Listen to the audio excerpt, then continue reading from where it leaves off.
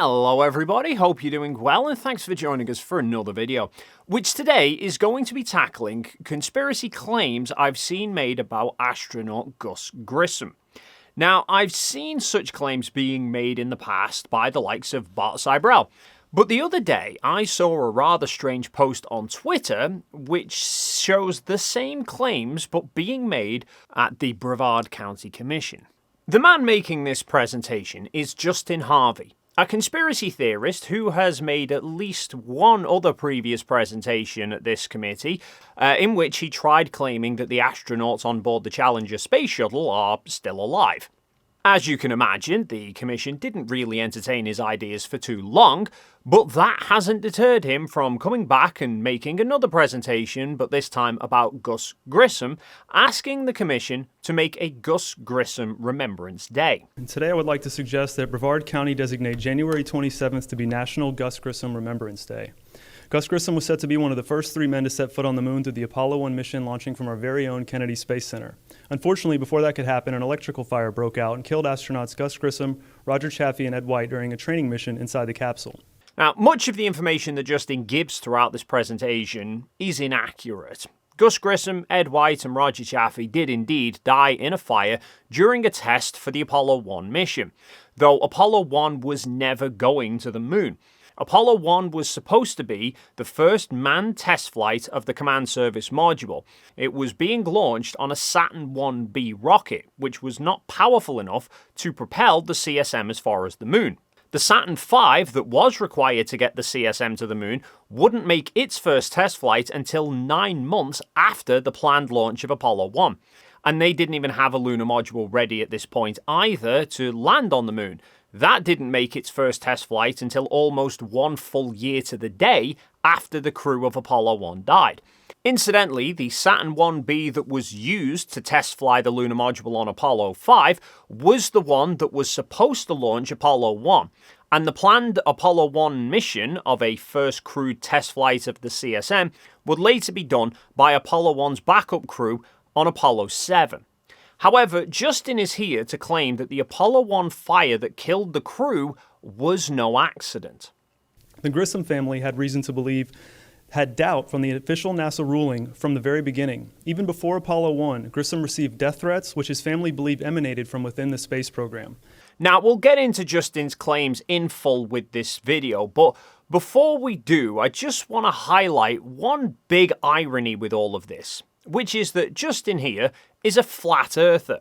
And I eventually just, inevitably became a flat earther in my, debunking of the globe. And this video has subsequently been edited and shared around social media by other flat earthers who are claiming that the Apollo 1 crew were killed by the CIA to hide the fact that the Earth is flat under a firmament dome and that space is fake. An argument which makes precisely zero sense. Start up a space program, then actively try and stop it because space is fake, but then not actually stop it because after Apollo 1, they published the report that highlighted all the problems with the hardware, then fixed them all and carried on going back to space. And the caption that the 3 astronauts didn't realize they were part of a fake space program is particularly amusing, given that prior to the Apollo program, NASA had the Mercury and Gemini programs of manned spaceflight, of which both Gus Grissom and Ed White were part of.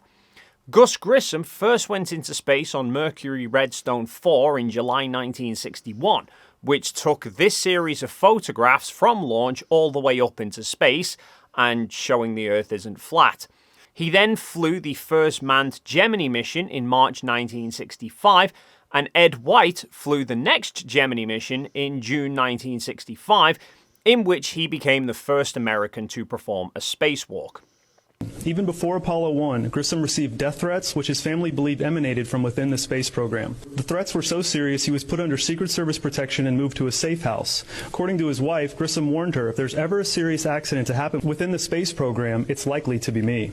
The closest to any safe house I can find is an article mentioning Gus Grissom and Gordon Cooper buying a holiday home in Colorado.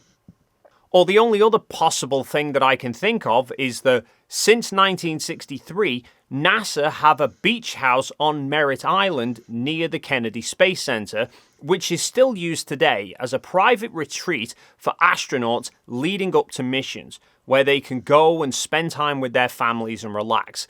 But you can't find any mention of any safe houses. It also does seem a bit contradictory as well.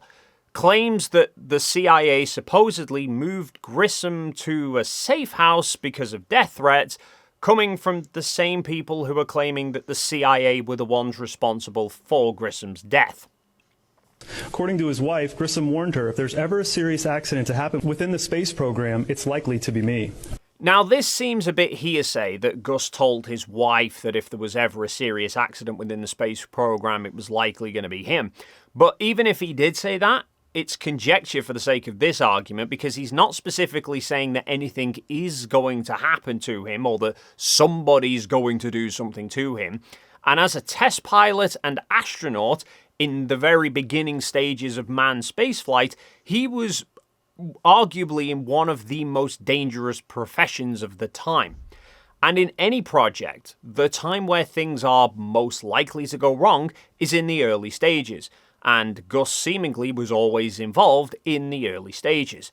His Mercury flight was only the second manned Mercury flight following Al Shepard, and in Gus's flight, it almost ended in tragedy when it sank after landing. On the first Mercury flight, the procedure was that after splashdown, the capsule would float there in the ocean and a helicopter would approach, attach a cable to the top and lift it partly out the water so that Shepard could then open the hatch and exit. However, there was no process for a quick exit in the event of an emergency or if an astronaut had become incapacitated. So for Gus's flight, they revised the design to include an explosive hatch which could be released either by the astronaut or by the crew outside. However, on Gus's mission, after splashdown and whilst the helicopter was preparing to attach to the capsule, something triggered the explosive hatch release, causing the hatch to fly clean off the capsule and allow seawater to rush inside. Grissom managed to climb out to safety, but the capsule, Liberty Bell 7, ultimately sank. Now, this did cause some tension between NASA and Grissom afterwards, because NASA insisted that Grissom must have accidentally somehow triggered the release mechanism for the hatch, but Grissom was adamant he didn't do anything and that it was some sort of a glitch or a fault with the vehicle. But NASA couldn't have been that bothered by him speaking out about this, because 4 years later, they put Grissom in command of Gemini 3, which was the first manned Gemini mission, and then put him in command of the first Apollo flight as well.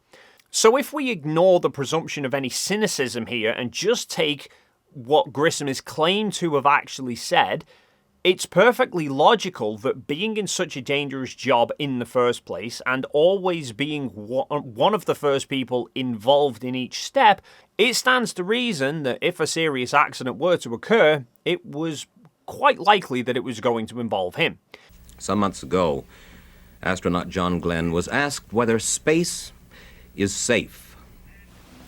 Oh, quite the opposite. I think we all expect to lose a man sometime. We're working just as hard as we can work against it, of course. But in anything where you have equipment like this as high speed and as on new equipment like this, we're not fighting our head in the sand. We're well aware somebody will get knocked off one of these days on some mission or other. But just as in aviation, we've all had many of our friends killed in aviation. This doesn't mean that aviation progress stops and that we all go back and say we shouldn't fly anymore. If this program is worth running, why, there will be times when people will probably get hurt. In fact, Grissom himself even talked about the inherent dangers of the job.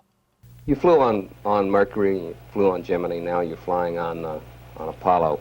Does the law of averages, so far as the possibility of a catastrophic failure, bother you at all, sir?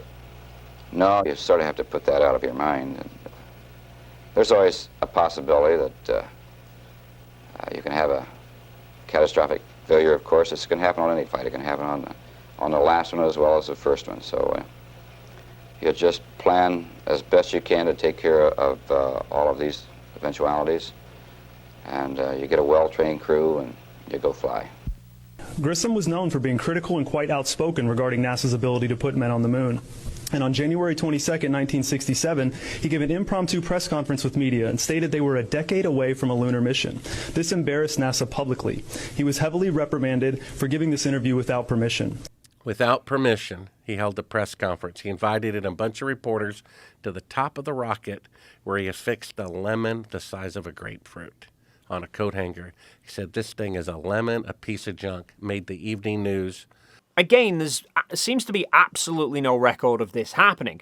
Now, sure, something being said to one individual, death threats, or the CIA moving a small family to a safe house is less likely to have traceable records to find. But a news conference? You would think a kick-up like that would have made it into a news broadcast or at least into newspaper articles, but I can find zero mention. Now, the video that's being circulated by flat earthers contains overlays of various photos of Gus, seemingly to try and validate the claims, except the photo that's being used for this claim seems to be one that was taken on July 21st, 1961. That's the date of his Mercury flight 6 years before Apollo 1. Now, I don't know if this press conference is happening before or after his launch, but what I can say is that the man in the suit standing near to him is James Webb, who was the NASA administrator at the time. I'm not sure he would be standing idly by what is supposed to be an unplanned press conference. Then again, I'm not really sure these people understand how a press conference works.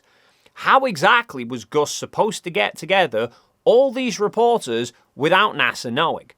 You're not getting a room full of reporters and an astronaut into a NASA facility without NASA knowing about them and being fully able to stop them if they wanted to. In another instance, he was frustrated by not being able to communicate with someone just one building over, and he said, "How are we going to get to the moon if we can't talk between two buildings?" And most notably, he brought a lemon and hung it in the spacecraft for all the news cameras to see, letting everyone know what he thought about the Apollo program. Again, embarrassing NASA. And unfortunately, just 5 days later, on January 27th, 1967, Gus Grissom, Roger Chaffee, and Ed White were burned alive on the launch pad when a fire engulfed their command module during a test flight. Now, this is overall correct. The incident of the communication problems, though, actually occurred during the test in which they died. The test was referred to as a plugs-out test, the aim being to ensure that the craft's systems would all work normally under its own internal power rather than relying on the ground's power. The test actually had a few problems. After the crew first entered and they had their suits connected to the spacecraft's oxygen supply, Grissom started complaining of a stale smell circulating through his suit, so the test was put on hold for more than an hour whilst the ground teams checked it. After this, the hatch was sealed and the cabin pressurized. During this time, they were struggling to communicate with each other, partly because Grissom's microphone was sticking open. The communications were going between 3 locations: the rocket itself, where the astronauts were, Complex 34, which is next to the launch site where the ground support teams were located, and then the operations room, which was located about 8 kilometers or 5 miles away from the launch site. So you had the 3 locations that were trying to talk amongst each other, but between the stuck open microphone and issues of static interference, they were struggling to hear each other.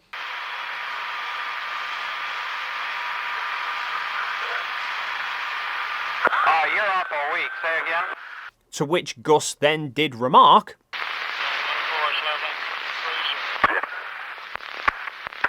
how are we going to get to the moon if we can't talk between 3 buildings?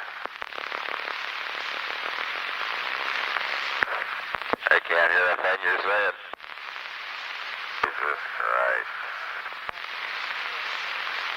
Again?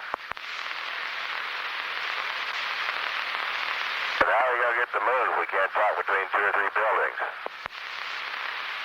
but this remark was shortly before the fire broke out in the command module. However, this was obviously a teething issue with a new spacecraft, given that by this point, NASA had already conducted 16 manned launches into space and were more than able to communicate with the crafts just fine.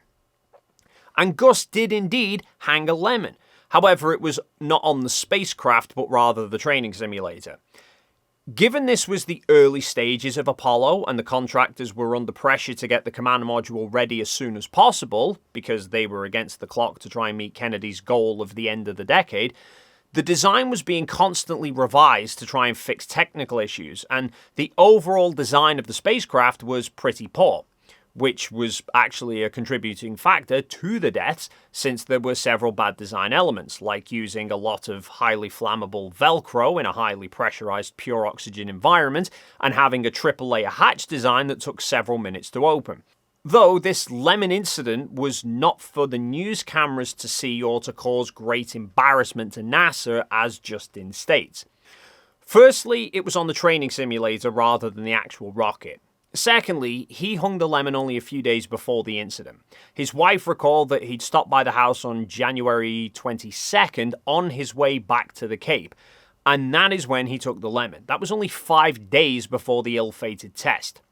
Thirdly, there was no news crews present, evident of which by the fact that when the news broke about the fire, the broadcast of which from CBS can be viewed in its entirety on YouTube, they had to rely on old footage from previous interviews or from during the Gemini and Mercury flights. This film was shot about 10 days ago down at Cape Kennedy at the time of another test for the Apollo spacecraft and the Saturn I rocket. And the news didn't even mention the lemon, pointing to the likelihood that they weren't even aware of the lemon incident until well after the fire. However, I did also notice that in the news report from the day of the accident, the news reporter makes reference to there having been numerous electrical problems with the command module already during its development, and quotes a remark from astronaut Gordon Cooper, who he'd spoken to after the news of the fire had broke. Gordo says they still don't know enough about it to know really what happened.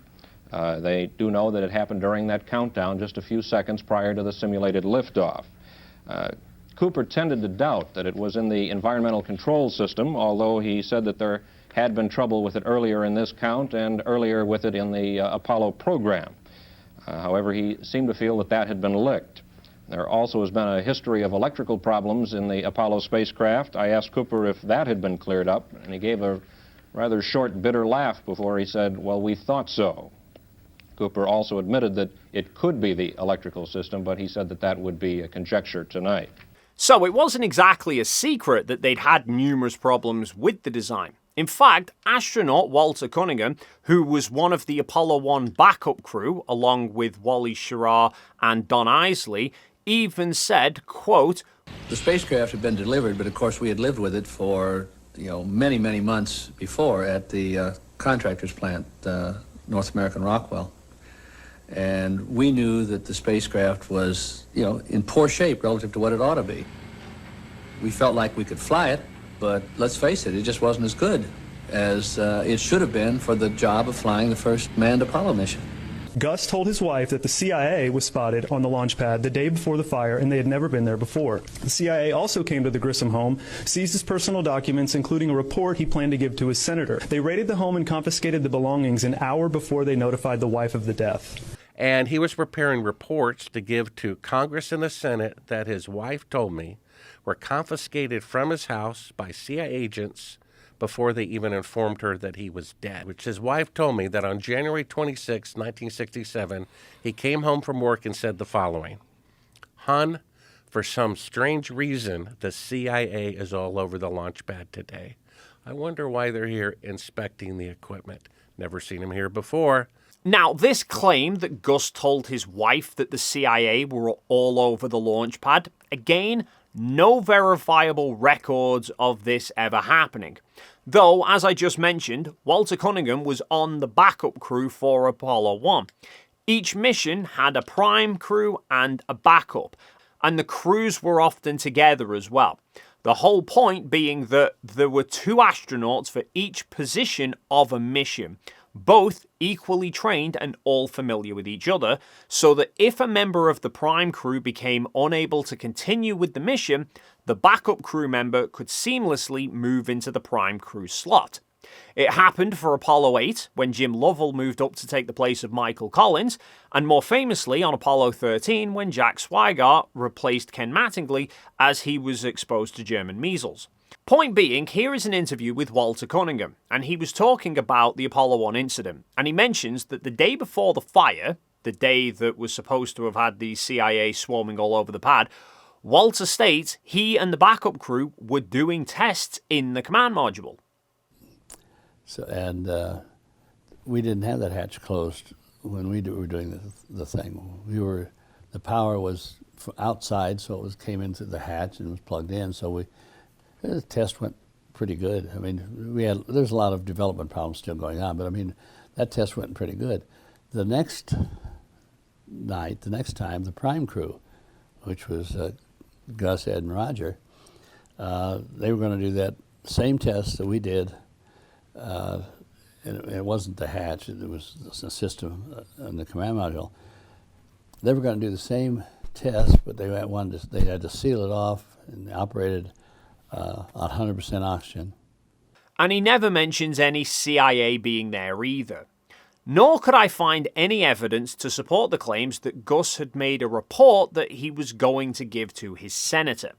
The report that's shown in this video is actually a copy of the official investigation report into the Apollo 1 fire, which for some reason has been signed by Bart Sibrel. So to recap, Gus Grissom is embarrassing NASA in front of the media, calling the rocket a lemon, receiving death threats, warning that something could happen to him. Then the CIA is seen on the launch pad for the first time ever, and he's dead the following day. Ladies and gentlemen of the jury, it doesn't take a rocket scientist to see that there is foul play and a cover-up going on here. This is where we can bring all of those claims together, apply some logic to them, and realize that this idea that Grissom was killed by the CIA makes absolutely no sense.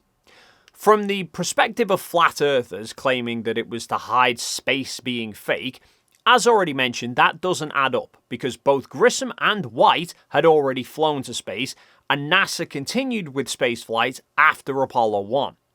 From the perspective of everybody else, though, who is just rejecting the moon landing, they argue that the CIA did it to silence Gus for speaking out about the issues of the spacecraft because it would negatively impact the public perception of NASA and their chances of getting to the moon.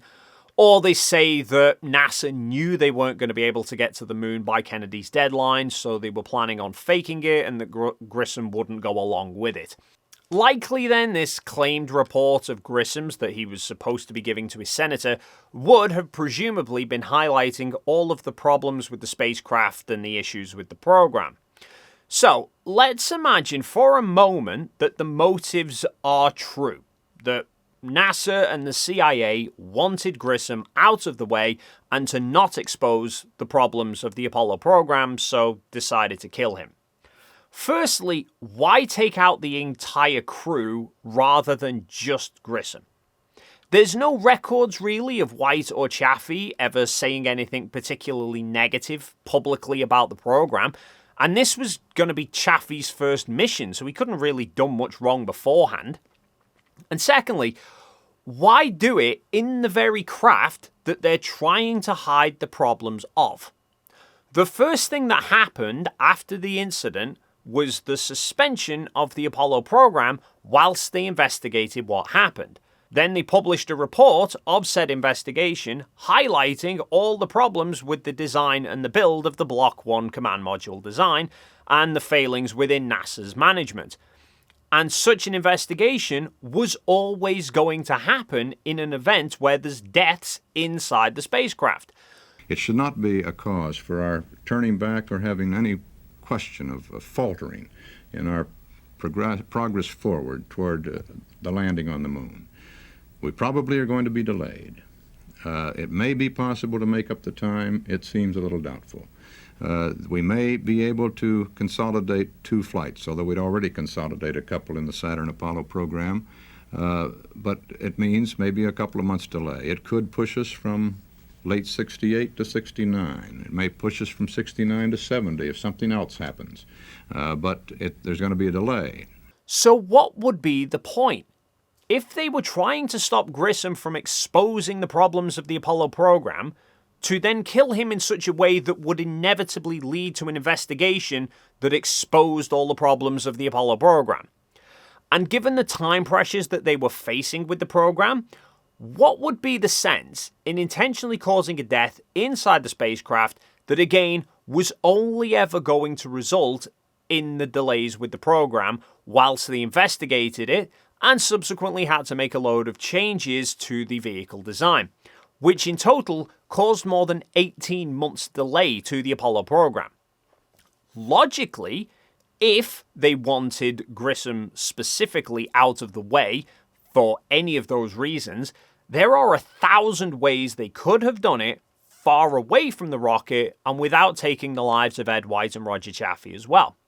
In fact, in the interview with Walter Cunningham that I showed you earlier, he explained that the 3 members of the backup crew were at the Cape as well because they'd been doing tests on the command module, and that immediately after that plugs out test, all of them were going to be flying over to Houston, Texas. Wally Don and I, all of us were going to come back to Houston at night from the Cape. And Wally Don and I decided that we'd wait. We had some other things we could do, and we'd wait so we could go back with the prime crew at the same time. So we would end up with 6 airplanes flying back. But when they were having problems, I mean, they couldn't get the test moving along, we finally decided that we would head back ourselves. That was a Friday afternoon. Now you'll notice he specified 6 aeroplanes flying back. The astronauts would often jump back and forth between Houston, Texas and the launch facility at Florida. And rather than driving or using commercial flights, all of which would have taken too long, given that they were military pilots, NASA had several jets that the astronauts would use to fly between the locations. So Grissom was scheduled to be flying by himself only a few hours after the Apollo test. Well, let's say hypothetically something went wrong with that plane and it went down. They could chalk it up as a tragic accident, the loss of an American hero, but the Apollo program would have remained unaffected. Wally Schirra could have just been brought from the backup crew to fly the mission. Instead, 18-month delay, extensive revisions required to a program that was already behind schedule, and 3 astronauts tragically killed. And that, for me, is the worst part of Justin's presentation. Parroting claims like this can be chalked up to ignorance of not actually looking into the topic. Wasting the time of the committee members with such topics? Well, he's done it before, so they must have suspected he was going to do it again, and they let it happen. But Justin prefaces his whole presentation as wanting a Gus Grissom Memorial Day. Today I would like to suggest that Brevard County designate January 27th to be National Gus Grissom Remembrance Day. As though Gus was the only one who lost his life in that fire. Especially when he's also previously said that all NASA astronauts are just actors. They're actors. And we're building them up higher than your father, police, military, all these people that are actual heroes. These are actors working for a government agency. But that's going to be it for this video. As always, feel free to leave your thoughts in the comments down below. If you enjoyed this video and you haven't already done so, then please do consider hitting the like and subscribe buttons, and hopefully we'll see you in the next video.